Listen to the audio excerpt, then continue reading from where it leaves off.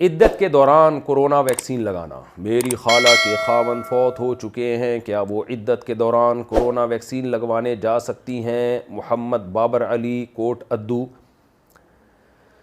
देखें, बीमारी का ख़तरा हो या कोई अमलन बीमार हो तो फिर इद्दत के दौरान ज़रूरत की वजह से औरत के लिए घर से निकलना जायज़ है। तो उसूली तौर पर तो मसला यही है कि औरत अगर बीमार हो या बीमार होने का गालिब गुमान हो उसको कि अगर मैंने ये वैक्सीन नहीं लगवाई तो मैं बीमार हो जाऊंगी, तो दोनों सूरतों में उसके लिए मजबूरी की वजह से घर से निकलना जायज़ है। पहली कोशिश तो ये कि डॉक्टर घर में आए, ये भी मुमकिन ना हो तो फिर घर से जा सकती है।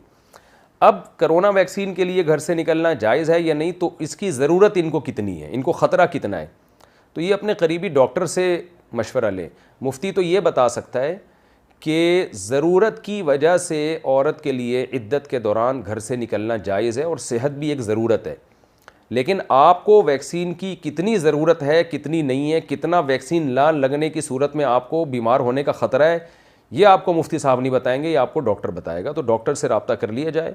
वो अगर कहता है कि नहीं भाई आपको ख़तरा है कि अगर आपने वैक्सीन नहीं लगाई तो आपको कोरोना का अटैक हो सकता है, नुकसान हो सकता है आपको, तो फिर ऐसी कंडीशन में आपके लिए अव्वल तो कोशिश ये करें वैक्सीन वाले को घर में बुलवा के लगवाएं, और अगर ये मुमकिन ना हो तो फिर मजबूरी में आपके लिए वैक्सीन लगवाने के लिए निकलना जायज़ है।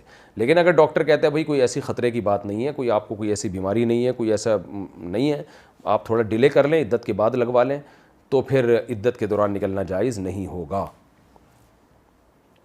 ज़कात की नीयत का तरीक़ा क्या है? मेरे मामूज़ात बहन ने मुझसे कुछ पैसे उधार मांगे, इनके हालात ठीक नहीं थे, तो मैंने सोचा कि उन्हें देने के बजाय ज़कात के पैसे दे दूं, लेकिन जब मैं उन्हें पैसे देने गई तो इस वक्त नीयत नहीं कर पाई, बाद में घर आकर दोबारा नीयत कर ली, क्या इस तरह मेरी ज़कात अदा हो गई या नहीं? बिनते अब्दुल्लाह।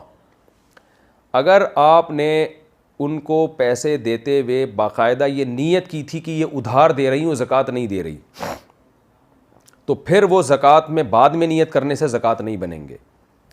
लेकिन अगर आपने शुरू में ये नीयत की कि ये पैसे मैंने निकाले हैं, अपनी खालाजाद बहन को दूंगा और मेरी नीयत ज़कात की है, तो दिल में ये आपके आ गया कि मैं उनको जो पैसे दूंगी या दूंगा, जो साहब भी हैं, मेरा ख्याल है साहब हैं, ये दूंगी नहीं है, ये दूंगा है, क्या नाम है इनका, अब्दुल्ला साहब, बिनते अब्दुल्ला, अच्छा ये भी दूंगी हैं।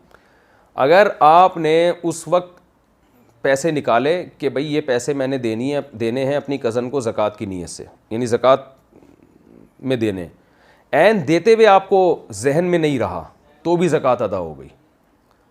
या आपने नीयत की थी कि भाई मैं अपनी कज़न को पैसे दूंगी और ज़कात दूंगी, तो बस आपने जाके पकड़ा दिए, तो वो ज़कात ही समझे जाएंगे। यानी ऐन उस वक्त देते हुए बाकायदा उस नीयत का मुस्तहज़र होना और यूँ कहना कि मैं नीयत करती हूँ ज़कात देने की, ये ज़रूरी नहीं है। शुरू में आपने नीयत कर ली, वही नीयत काफ़ी है, जब तक कि उसके ख़िलाफ़ की नीयत नहीं होगी।